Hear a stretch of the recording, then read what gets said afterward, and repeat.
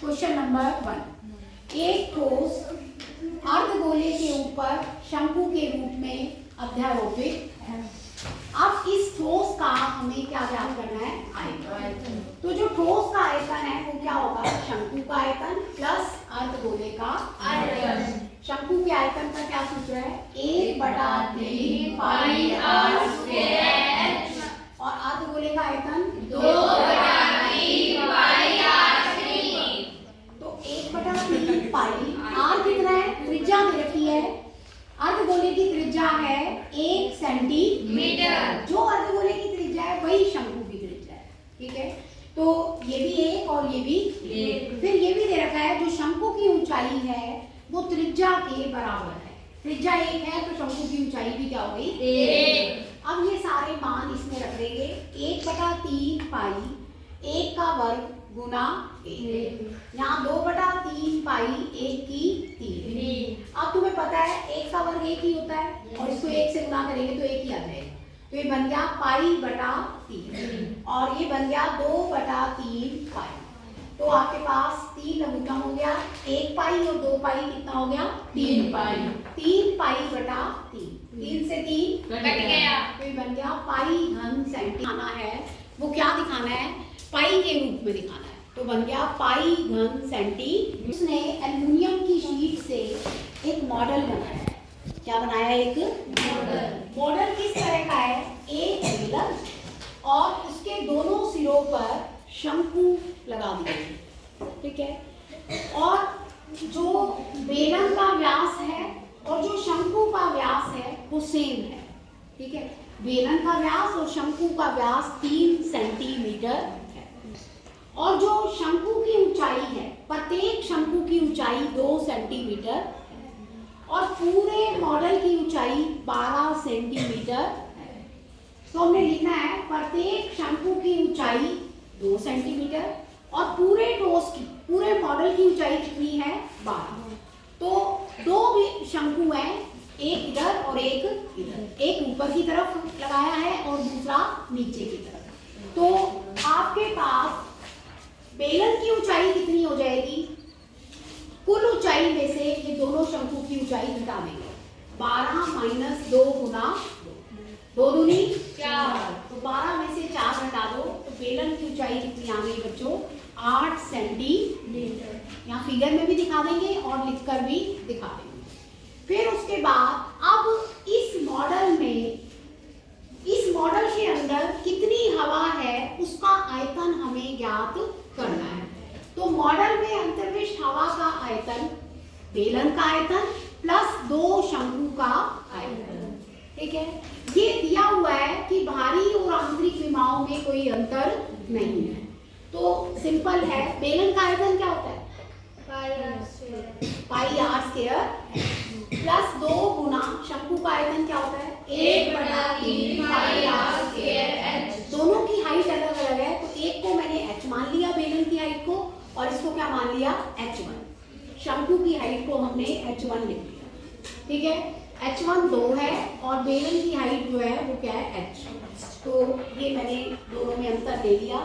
त्रिज्याएं दोनों की बराबर है तो इसमें और इसमें से पाई आर स्क्वायर क्या ले लिया? तो क्या बच गया इधर? h plus 2/3 h1। तो इसको सिंप्लीफाई किया। r की जगह मैंने रख लिया 3/2 का वर्ग और h की जगह हमने रख लिया 8 और h1 की जगह 2। तो 22/7, 3 का वर्ग 9, 2 का वर्ग 4 और इधर आ गया 8 जमा 2 दूनी 4/3। तो 22/7 गुना 9/4। 1 और 3 का लघुत्तम ले लिया 3। तो 8 दिया 24 और 3 एकम 3 4 आ गया। 24 जमा 4 28। तो लिखेंगे 22/7 गुना 9/4 गुना 28/3।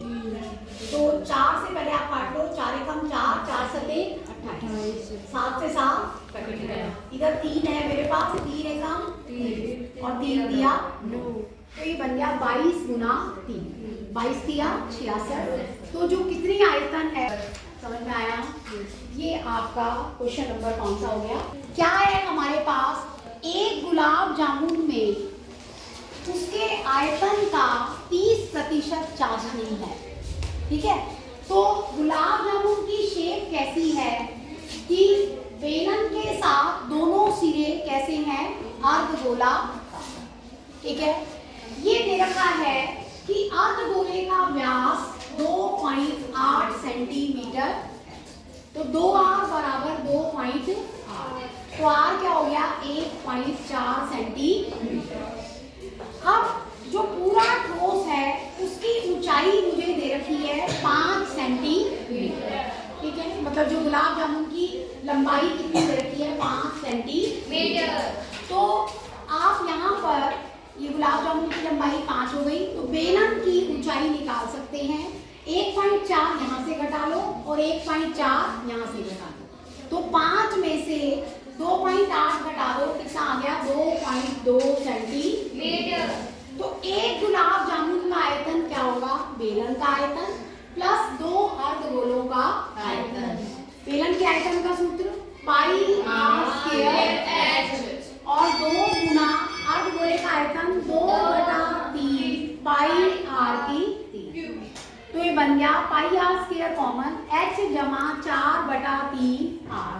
अब r का मान मैंने रख दिया 1.4 और h का रख दिया 2.2, फिर r का यहाँ अगेन 1.4, इसको सॉल्व किया 22/7, 1.4 को 2 बार लिख लिया, 2.2, ये 1.4 की 4 से गुणा करी तो 5.6/3, 3 लघुत्तम ले लिया, 6.6 प्लस 5.6, 7 से इसको कट कर लिया 0.2, 22 गुना 0.2 गुना 1.4, इन दोनों को जोड़ा तो 12.2/3।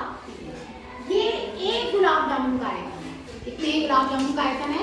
एक। कितने गुलाब जामुन बताए थे? 45। तो 45 का निकालने के लिए इसको 45 से गुना कर, तो ये मेरे पास 45 से गुणा करने के बाद मैंने इसके पॉइंट हटा दिया, तो ये मेरे पास आ गया 5 दूनी 10, 5 दिया 15, मतलब 3 से पहले काटा था मैंने 15 आया था, तो ये 3 आ गया, तो ये बन गया 22 दिया 66 गुना 1.4 गुना 12.2, तो मैंने यहाँ पर इनकी गुणा कर ली 92.4 आ गई गुना 12.2, ये 45 गुलाब जामुन का क्या आ गया आयतन। तो इसको सिंप्लीफाई करके ये आया 1127.28 सेंटीमीटर। ठीक है, ये 45 गुलाब जामुनों का आयतन आ गया। चाशनी का आयतन निकालना है, और चाशनी कितनी है, आयतन का 30%, तो आयतन हम निकाल चुके, इसके 30% करना है, तो गुना 30/100, तो सिंप्लीफाई करके आ गया 338.184, यही हमने याद